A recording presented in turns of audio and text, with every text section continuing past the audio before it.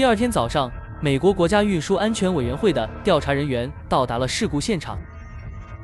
现场的情况让他们惊出了一身冷汗，这起原本会非常严重的事故被机组有效控制住了，最后将飞机迫降在了一片窄小的树林里。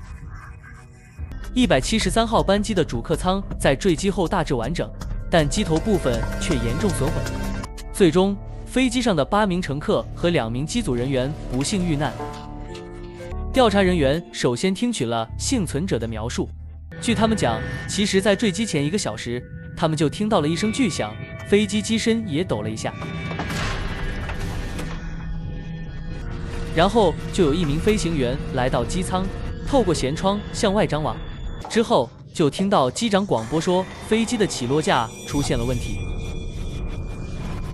这时，飞机的2个黑匣子也被从现场找了出来，他们被送去位于华盛顿的实验室进行解析。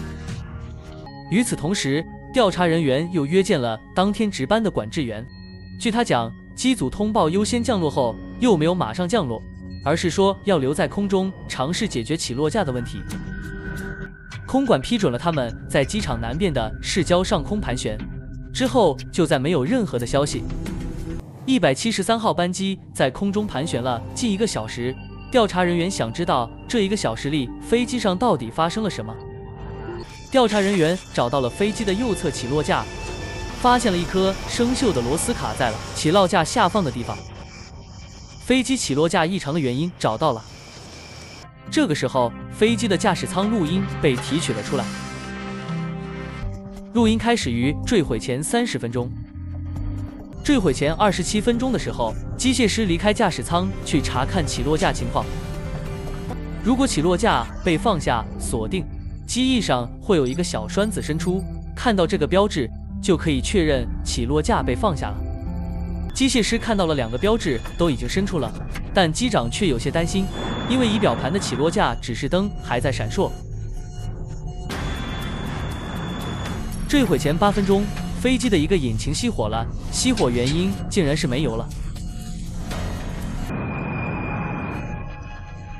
之后，飞机的4个引擎开始相继熄火。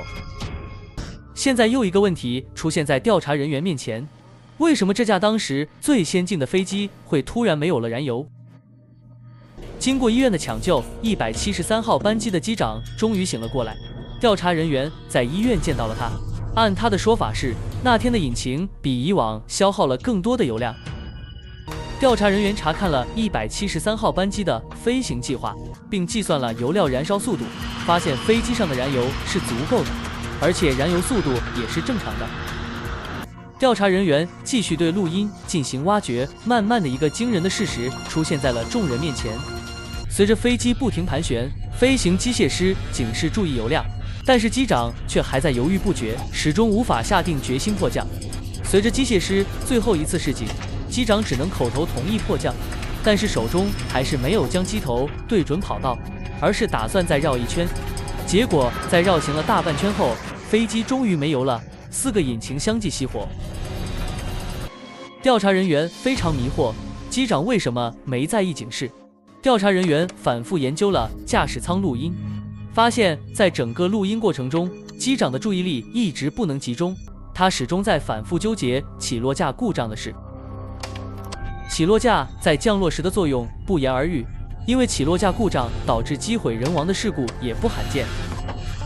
作为机长，他始终无法从系统提示和机械师看到的情况分辨出起落架的真实情况。时间和油量就在这样的游移间不断流逝，直到飞机没油了，4个引擎相继熄火。